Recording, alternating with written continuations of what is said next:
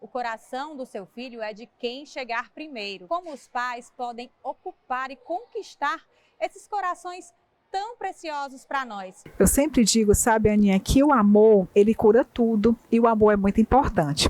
Hoje mesmo eu estava assistindo e vendo uma pesquisa que foi feita com um macaco, que era o seguinte: eles pegaram um macaco e colocavam de um lado um macaco de ferro que alimentava. E um outro macaco também, que não era real, mas que era coberto tipo com uma pelúcia. E eles observavam que os macacos procuravam, apesar daquele dar a comida, eles procuravam mais aquele que era macio, que dava o afeto, o apego. Então os pais precisam entender que por mais que a gente faça tudo pelos filhos, eles precisam se sentir amados, porque o amor dá a segurança. E a gente, na primeira infância, essa palavra eu te amo, ela é poderosa. Essa questão de colocar no braço, de acarinhar, de beijar, de dizer eu estou aqui se você precisar de mim. Isso vai fazendo o que a gente chama de apego seguro, que faz com que essa criança se sinta mais segura para a vida toda. Porque a infância, como a gente diz, é o chão que a gente vai andar pela vida toda. Então, nesse momento, eu me sinto mais seguro e aí eu vou crescer e ser um adulto seguro. Existe muito aquela questão, né, de antigamente, né, nas gerações anteriores, de que era aquela criação durona, aquela criação bem, digamos assim, exigente. E ainda bem que isso está mudando, né? Isso. As informações hoje com a tecnologia têm abrido muito esse leque, né, de informações e estamos conseguindo furar essa bolha, né? Romper esse ciclo, né, de homens que às vezes não tinham essa participação com os filhos. E hoje nós, com esses programas que têm acontecido, programas sociais, temos que fazer essa inclusão com os pais, né? De fazer com que eles venham ter mais afetividade com os filhos, ter mais tempo prazeroso com os filhos. E isso faz com que a criança ou adolescente venha se desenvolver bem mais e ter essa estabilidade, né, de saúde mental. A palavra sacrifício, ela vem de sacro ofício, ou seja, ofício sagrado. E eu penso que para os pais, um ofício sagrado também é dizer que ama, porque, né, o pai e a mãe, claro que ama, mas para o filho isso não é tão óbvio. Então, assim, também é importante estar presente, dar atenção e prestar atenção aos comportamentos do filho, né, Dag? Muito importante. A gente vive hoje um mundo, como você colocou, muito corrido. Hoje a gente trabalha muito, fica muito tempo fora. Então eu falo que os pais devem procurar, dentro dessa rotina maluca, ter um tempo de qualidade com seu filho, ter o seu momento, criar memórias. A gente chama de criar memórias. Então, se todos os dias eu trabalhei o dia inteiro, mas à noite é aquele momento que a gente senta para jantar, que eu pergunto como foi o seu dia, eu vou colocar ele para dormir, eu falo do meu dia para ele. A gente cria vínculo. Isso é muito importante. A criança, quando vai fazer as apresentações da escola, é importante que nessa rotina tenha esse espaço para você ir na escola, deixar seu filho ou buscá-lo, estar atento a essa vida escolar dele, valorizar as conquistas. Eu digo que também, quando a gente chega em casa, a gente tem que ver como a gente chega. Às vezes você passa o dia todo fora, mata os leões, como a gente diz, e quando chega em casa, solta todos, né? Chega brigando, reclamando, vendo o que falta. Não, se você fica pouco tempo, aproveita esse tempo para ser um tempo que gera essa memória positiva, sabe? Eu sei que os pais também ficam nessa questão, mas eu tenho que educar, eu tenho que fazer com que eles tenham disciplina, mas a disciplina pelo afeto é a disciplina mais real, é a disciplina que mais faz efeito, porque eu começo a fazer porque eu respeito o meu pai, porque eu quero ver o meu pai bem, porque eu me sinto bem fazendo o que o meu pai quer, e não só porque ele diz eu mando e tenho que cumprir. Então, essa dosagem entre o afeto e a disciplina, ela é muito importante. Então, aproveita esses momentos. Se eu não posso ter muito tempo, mas que eu pelo menos tenha tempo de qualidade. É muito importante também que os pais tenham empatia, né, pelo sentimento dos filhos, não menosprezar, dizer, isso é bobagem, isso que você está enfrentando, eu já passei, foi assim. Não, sentir realmente que a criança está com aquele desafio e ajudar a superar, né? Sim, porque as crianças elas estão sempre em estado de desenvolvimento, elas estão aprendendo, né?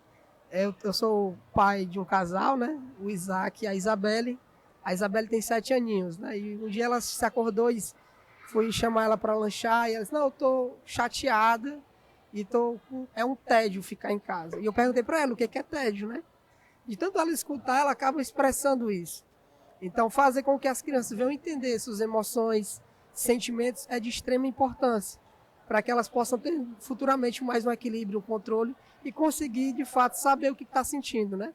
E aí o pai, fazendo essa acolhida, a criança se sente mais segura para se apresentar futuramente, quando ela estiver passando por algum estado de crise, alguma dificuldade, ela vai entender as suas limitações e vai saber que tem um porto seguro para poder fazer essa acolhida e conduzir da melhor forma. Existe uma frase que eu acho que é muito famosa, que eu queria trazer para essa discussão, que é você deixar o seu filho ter certeza que ele tem para onde voltar. Essa frase é tão importante porque é isso que eu percebo. Eu acho que muitas vezes a gente acha que demonstra. Eu vejo que nós adultos, até por conta da forma como nós fomos criados, às vezes os adultos têm dificuldade de expressar suas emoções. Os adultos. Então, como eles não expressam suas emoções, a gente também não ensina nossos filhos a expressarem as emoções.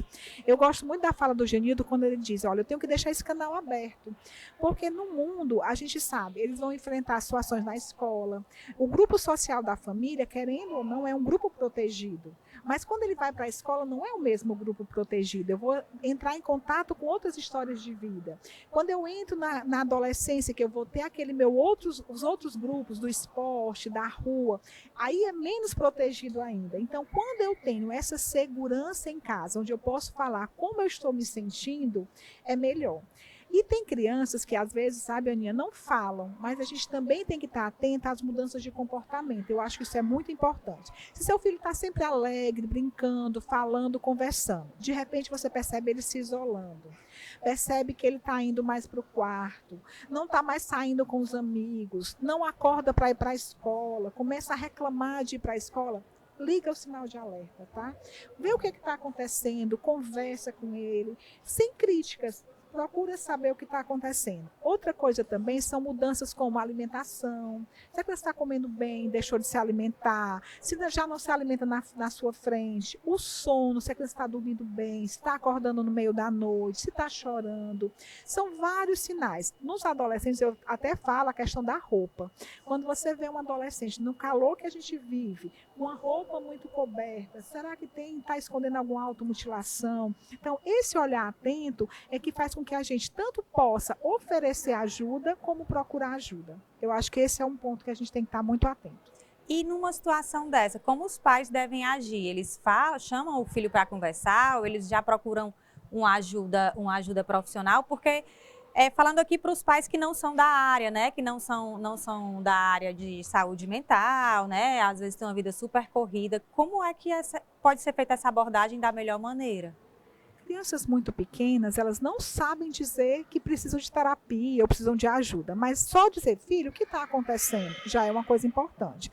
Se vocês percebem que você sozinho, se você conversando, tentando resolver a causa do problema, porque às vezes são pequenas causas. Eu vou contar um exemplo. Eu tinha uma amiga que estava sofrendo muito, que a filha vinha da escola sempre chorando. Ela estava muito angustiada com isso. Por que essa criança vem sempre chorando da escola? Ela ia na escola, a escola dizia, eu não percebo nada. Porque o bullying, ele não acontece para os adultos verem. Eu sempre falo isso. E aí eu disse, vamos fazer o seguinte, tenta ter uma conversa aberta e diz, olha, eu estou aqui para lhe ajudar. Eu quero saber o que é que está acontecendo, como eu posso encontrar a melhor solução. Aí foi que a criança se sentiu segura para contar que tinha uma amiga que a ameaçava, que essa amiga dizia que não ia ser mais amiga dela, que ia falar para as outras amigas não serem amiga dela. Então foi uma coisa que aí foi falado na escola, a própria escola resolveu. Entendeu? Não precisou de uma terapia para isso. Mas tem casos que não dá conta, a criança fica com baixa autoestima, a criança começa a chorar muito, a não querer ir. Aí nessa hora é importante procurar um profissional da área, ou um psicólogo, ou um psiquiatra nos casos mais graves. Quando você já percebe, por exemplo, tem crianças que desenvolvem anorexia, porque elas começam, uma amiguinha chama ela de gorda. Ah, ela é gorda, aí a criança não quer mais comer. Sabe? Então, são casos mais graves que a gente, às vezes, precisa ter a ajuda de um médico mesmo, que seria o psiquiatra. Genildo, você trabalha num bairro periférico, né? Que a gente sabe também que enfrenta problemas e tudo mais. Como é que vocês fazem para abrir esse canal, para atrair as famílias, para fazer mesmo esse trabalho de acompanhamento mesmo? Bom, Ana, é interessante essa pergunta, porque assim, lá no João 23, o bairro onde eu atuo, com a equipe técnica, né, que é de suma importância, As crianças e os adolescentes, eles vão lá muito com a intenção de fazer esportes, arte, cultura, e que desenvolve muito as crianças. E os pais querem ver os seus filhos felizes. E quando eles estão lá fazendo essas atividades, nós estamos aí preparando um trabalho com os pais, de fato ser sensíveis, né, às informações, o que as crianças estão passando, quais são os comportamentos que eles estão apresentando dentro e fora das atividades. Então, ver essa questão de alimentação, como é que está o sono, como é que está o rendimento escolar, toda essa afinidade com os pais, e eles acabam vendo que isso, de fato, é muito positivo e que agrega muito com seus filhos, eles acabam adaptando isso e eles fazem sim, né? Eles começam a ser modelados o tempo deles, né? É uma vida corrida, mas eu vou separar esse dia para ir lá no complexo, conversar com o psicólogo, ver como é que o meu filho está se desenvolvendo bem, o que é que eu posso fazer que possa ajudar melhor, mais ainda, esse desenvolvimento, né? Então, os pais têm aprendido muito como educar seus filhos, né? Porque antigamente tinha esse ciclo, né, de violência doméstica, uma forma agressiva de educar os filhos. E hoje, com a tecnologia e as informações, nós temos visto que não é isso, né? O impacto ele é bem mais negativo dessa forma. Tem uma frase que eu acompanho muito, né, e gosto muito de falar, é que eu prefiro de não estar conversando com uma pessoa que sobreviveu a uma educação violenta, mas de estar conversando com uma pessoa que tem um potencial enorme por ter sido bem cuidada pelos seus próprios pais, né? Então, eu acredito nisso, que a criança, que ela tem essa acolhida, tem essas informações, e ela é amada pelos pais, ela sente esse amor, esse afeto pelo pai, ela vai se envolver muito bem do que simplesmente punição, disciplina, né? Mas palavras positivas, que aí, lá no João 23, a comunidade em si tem tido um impacto com aquele projeto, né? Lá dentro do João 23. Já vamos marcar uma visita lá, viu? Eu acho até importante também colocar que essas atividades de arte, cultura, esporte também são saúde mental. Então, às vezes, a criança tem um ambiente que ela não está se dando tão bem, mas quando ela vai para um outro ambiente, ela experimenta novas experiências, às vezes aquilo também já faz bem para a sua saúde mental.